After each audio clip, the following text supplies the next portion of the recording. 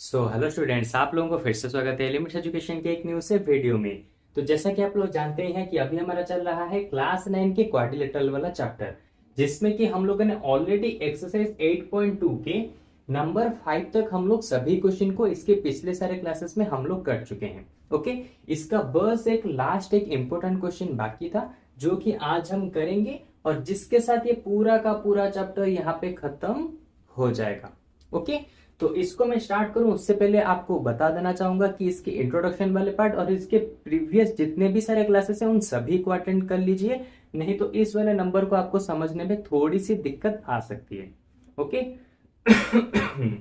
अच्छा देखो, नंबर 6 वाले क्वेश्चन में उसने क्या दिया है, ABC is a triangle right angle at C. यहाँ पे डायग्राम तुम्हें खुद से बनाना पड़ेगा, डायग्राम यहाँ पे नहीं दिया है। ओके, तो देखो सबसे पहले उसने दिया है एक राइट एंगल ट्राइंगल है जहां पे सी पे है राइट एंगल बना हुआ है। ठीक है, तो ये दोनों को मैं ले जाता हूं ए और बी, सिंपल।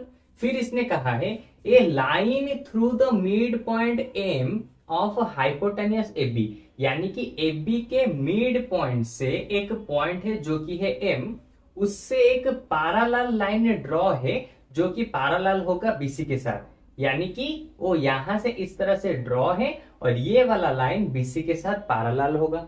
ओके, फिर इसने क्या दिया है, intersect SC at D. SC को ये वाला लाइन डी वाले पॉइंट के साथ यहाँ पे इंटरसेक्ट करता है।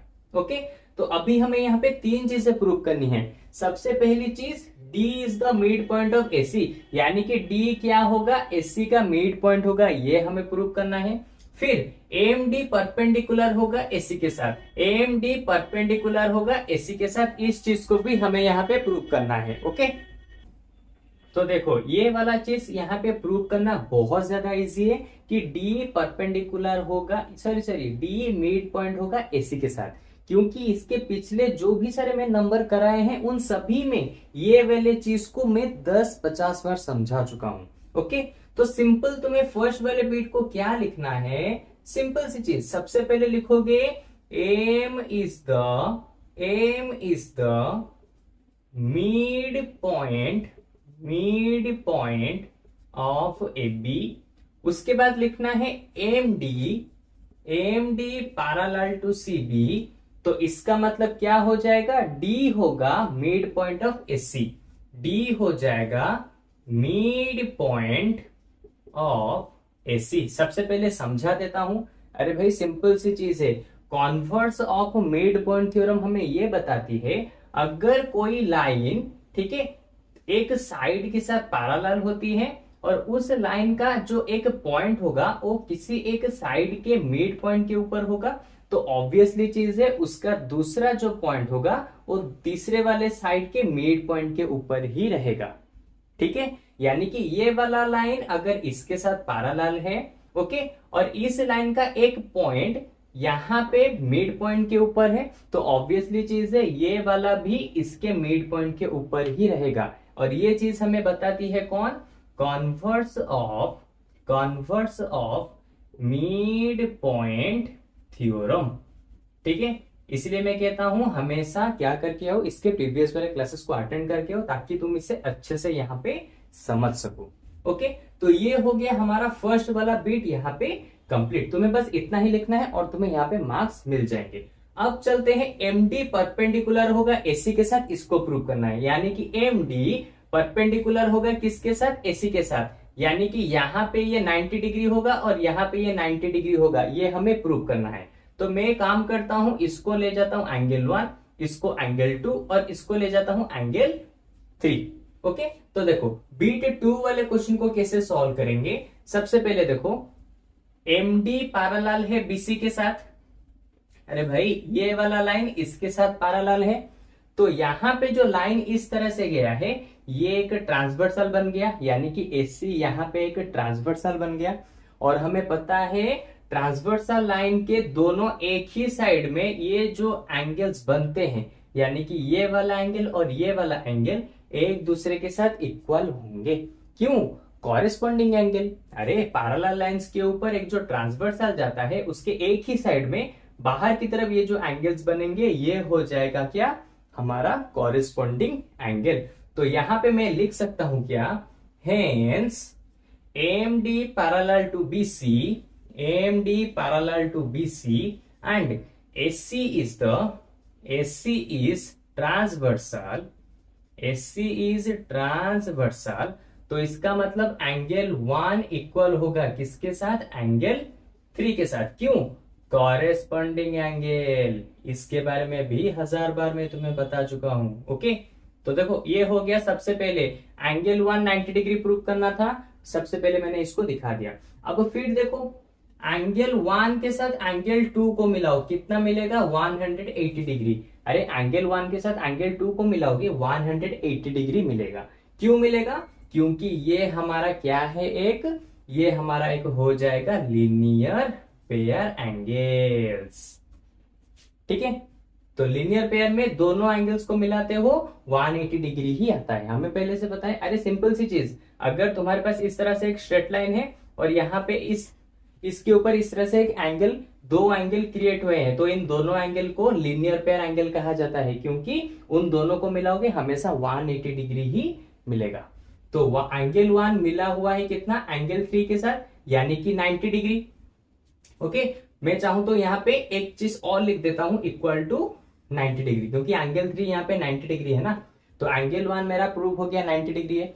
अब एंगल 2 को प्रूव करना है कि वो 90 डिग्री होगा। कैसे, देखो एंगल 1 के बदले में पुट करता हूं 90 degree plus angle 2 equal to 180 degree. 90 degree इस तरफ आके माइनस हो जाएगा, तो एंगल 2 कितना मिला, 180 डिग्री माइनस 90 डिग्री, तो एंगल 2 हो गया कितना, 90 डिग्री। तो देखो एंगल 1 और एंगल 2 दोनों यहाँ पे 90 डिग्री प्रूव हो चुके हैं। तो अभी मैं देयरफॉर में लिख सकता हूं, ठीक है क्या, AMD परपेंडिकुलर होगा किसके साथ, AC के साथ।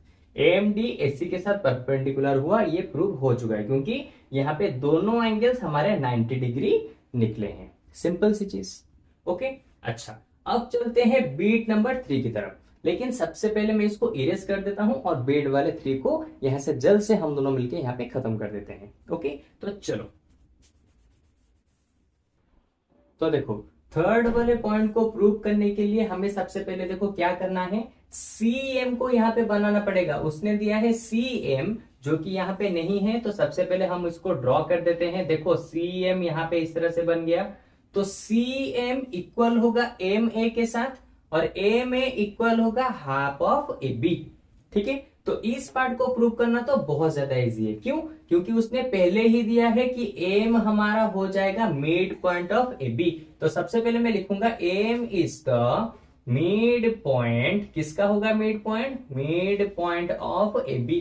अगर M हमारा AB का मिड पॉइंट हो गया तो सिंपल सी चीज, ये AM क्या हो जाएगा, AB का आधा। तो अब यहां पे मैं लिख सकता हूं क्या, AM equal to half of AB। Simple सी चीज है, ये मैंने इजीली यहां पे प्रूव करके दिखा दिया। ठीक है, इसको ले जाता हूं इक्वेशन 1। देखो ये वाला पार्ट आ गया। अब इस वाले पार्ट को, यानी कि CM इक्वल होगा MA के साथ, CM MA के साथ इक्वल होगा। अभी हमें ये प्रूव करना है। अब तुम बताओगे किसे, ये कैसे प्रूव करना है, सिंपल सी चीज, अगर मैं इन दोनों ट्राइंगल्स को यहाँ पे कॉन्ग्रुएंस दिखा दूं तो मैं बता सकता हूं कि ये वाला इसके साथ इक्वल होगा। तो देखो सबसे पहले लिखते हैं in triangle ADM and triangle CDM। ठीक है, इन दोनों ट्राइंगल में देखो, in triangle ADM and triangle CDM, इन दोनों ट्राइंगल में देखो MD इक्वल टू होगा MD, क्योंकि दोनों में MD कॉमन है। ठीक है, ये सबसे पहली चीज यहां पे हमें मिल चुकी है। फिर देखो एंगल AMDC इक्वल होगा एंगल ADM, तो एंगल ADM इक्वल होगा एंगल AMDC। क्यों इक्वल होंगे, सिंपल सी चीज, ये दोनों 90 डिग्री है। ठीक है, ये दोनों अभी हम प्रूव कर चुके हैं कि ये दोनों 90 डिग्री होंगे, तो दूसरी चीज मिल गई। अब थर्ड वाली चीज देखो क्या होगा, इन दोनों में और एक चीज चाहिए ना कॉन्ग्रुएंसी प्रूव करने के लिए, तो क्या होगा, AD इक्वल होगा DC के साथ, AD इक्वल होगा DC के साथ। क्यों, अरे भाई अभी हमने प्रूव किया ना बीट 1 में, D is the mid point of AC। अगर D AC का मिड पॉइंट है तो AD जितना होगा DC भी उतना ही होगा, तो AD इक्वल हो गया DC के साथ। और यहाँ पे मैं लिखूंगा प्रूव्ड अबव, क्योंकि अभी अभी हमने इसको प्रूव किया है।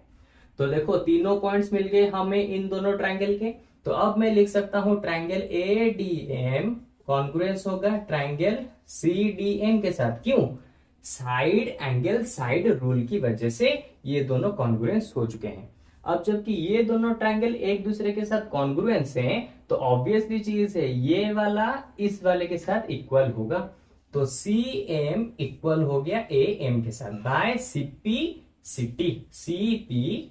CT। ठीक है, और इसको मैं नेमिंग कर देता हूं इक्वेशन 2। तो अब देखो इक्वेशन 1 और 2 से हमें क्या मिला? From equation 1 and equation 2, equation 1 में दिया है AM इक्वल होगा हाफ ऑफ AB, और यहां पे दिया है CM इक्वल होगा AM के साथ। तो इसका मतलब CM इक्वल हो गया AM के साथ और AM इक्वल है किसके साथ? AB के साथ, यानी कि हाफ ऑफ AB के साथ। तो देखो उसने जो हमें यहाँ पे प्रूव करने के लिए दिया था, हमने उसे यहाँ पे प्रूव करके दिखा दिया, और बहुत ही कुछ ही मिनटों के अंदर, बहुत ही इजीली। ठीक है, तो चलो इसी के साथ हमारा एक्सरसाइज 8.2 ही नहीं, इसके पूरा का पूरा चैप्टर भी यहाँ पे खत्म हो चुका है। ओके, सो होपफुली तुम्हें नंबर बहुत अच्छे से समझ आया होगा। लेकिन फिर भी अगर तुम्हें इसके ऊपर कुछ भी डाउट है तो मुझे कमेंट सेक्शन में बताओ कि कौन सा पार्ट तुम्हें यहाँ पे समझ में नहीं आया, तो मैं उसी पार्ट को स्पेसिफिकली दूसरे वाले क्लास में अच्छे से समझा दूंगा, जो कि तुम्हें और भी अच्छे से समझ में आ जाएगा। ओके, तो चलो आज के क्लास में बस इतना ही। अब हम लोग मिलते हैं इसके जस्ट एक न्यू सी क्लास में, और एक न्यू से चैप्टर को हम दोनों मिलकर फिर से स्टार्ट करेंगे, और फिर इसी तरह से उसको एंड भी कर देंगे। ओके, तो चलो best of luck, bye bye.